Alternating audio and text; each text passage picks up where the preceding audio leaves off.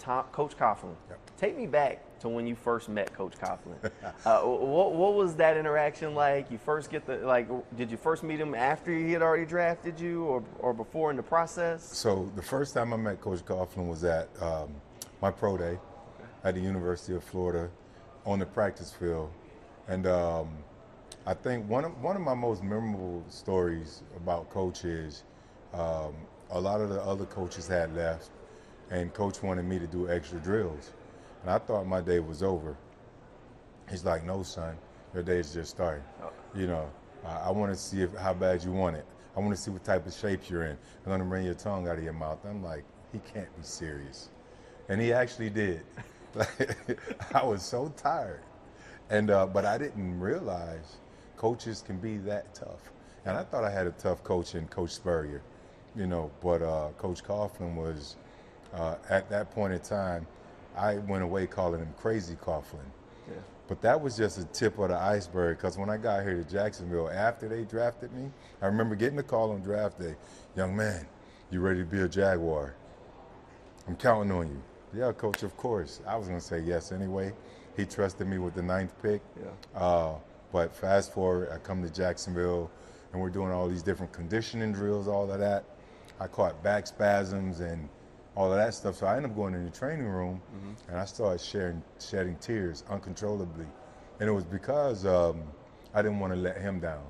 You know, I thought this early injury, I never felt anything like that before in my entire life. Never had back spasms. And I thought my career was over. Yeah. Team security, Skip Richardson came like, son, you'll be okay. Don't worry about it. And at that point, I said, all right, I'm indebted to this man.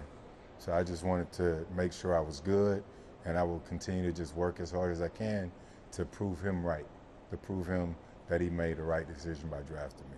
What does it mean when you have a coach that's willing to push you that hard, but also believes in you that much? Well, it just means, for me, it's the world, simply because it triggers something in me. You know, I am so into you fight for me, I fight for you. You know, and I'm not gonna let you down. You know, and it's made me the person I am and the father that I am. You know, and that's how I treat my children, and that's how I want them to respond. So I never really had anyone in my life that went to bat for me. And Coach Coughlin was one of those people. And again, I didn't always like it, and I thought he was crazy, but he was consistent. And he was consistently crazy too, but it helped mold me and teach me values. Yeah. You know, it helped teach me tough love, integrity, discipline, all those different things, what he stood for. A lot of that rubbed off on me, and it made me better for everything in life. It's the stuff you can see now, but maybe younger you was looking I at was it younger differently. me was opposed to a lot of his methods. Yeah.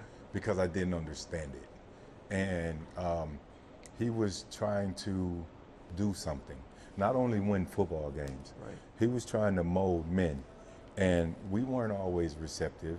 I mean, you look at the game now, they barely get out. We did 2-a-days every day. Yeah. And full pads. And we're like, this guy has lost it. And I remember after the Jaguars released me and I went to New England, we played a preseason game against the Giants. And I ended up going up to Coach at the end of the game and said, thank you. I appreciate you. I get it. You know, thank you for everything that you've done. And then a few months after that, in Indy at the Combine, I saw Coach going over to his elevator. We met at the elevator, and again, I was just going to thank him again, see how he was doing, and also thank him again. Right. Now I was, you know, on my journey to retirement, and we sat there, what should have been a 3-minute encounter. We sat and talked for an hour at the elevator. So many people passed us going up to their room, but it felt like 10 minutes. And my admiration and respect that I have for Coach Coughlin, it's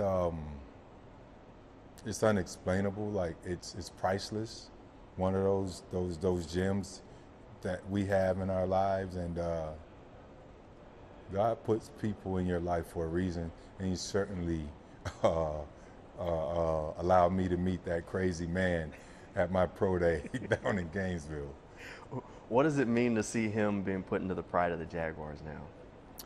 It's a great feeling for me, simply because I know it's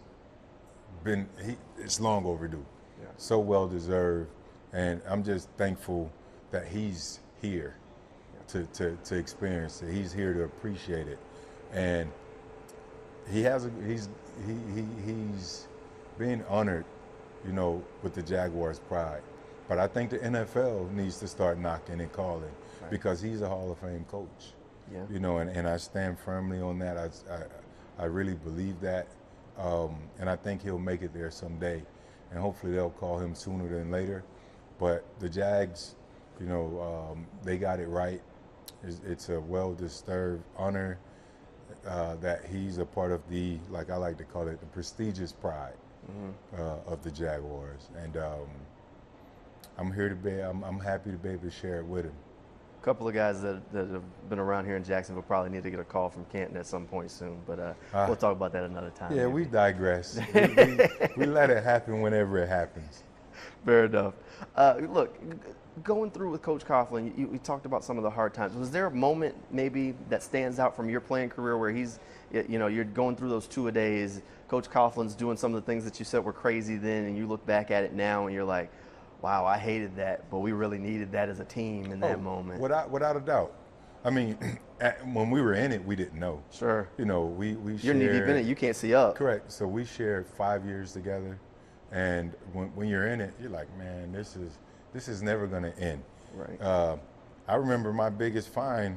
Coach Coughlin gave me my biggest fine was like $15,000 or something like that, and that drives you a little crazy too. But when you're in it, you can't see it. Yeah.